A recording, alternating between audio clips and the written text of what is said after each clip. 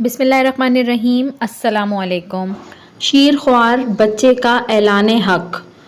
حضور صلی اللہ علیہ وآلہ وسلم ایک مرتبہ صحابہ کرام رضی اللہ تعالیٰ عنہ میں تشریف فرما تھے کہ ایک مشرکہ عورت جس کی گود میں 2 ماہ کا شیر خوار بچہ تھا اس طرف سے گزری۔ اس بچے نے حضور صلی اللہ علیہ وآلہ وسلم کی طرف نظر کی تو یکدم بزبان فصیح پکار اٹھا۔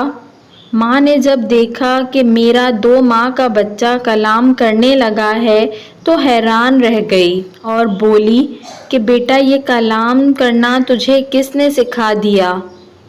اور یہ اللہ کے رسول ہیں یہ تجھے کس نے بتا دیا؟ بچہ اب اپنی ماں سے مخاطب ہو کر کہنے لگا کہ اے ماں،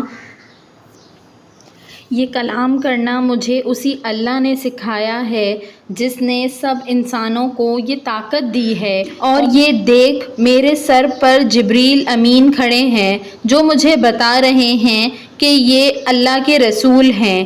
ماں نے یہ اعجاز دیکھا تو جھٹ سے کلمہ پڑھ کر مسلمان ہو گئی۔ مولانا رومی رحمۃ اللہ علیہ مثنوی شریف میں فرماتے ہیں کہ پھر حضور صلی اللہ علیہ وآلہ وسلم نے اس بچے کو مخاطب فرمایا اور دریافت فرمایا کہ تمہارا نام کیا ہے؟ تو وہ بولا یعنی یا رسول اللہ اس میں مشت خاک، ماں کے نزدیک تو میرا نام عبدالغنی ہے لیکن اللہ کے نزدیک میرا نام عبدالعزیز ہے۔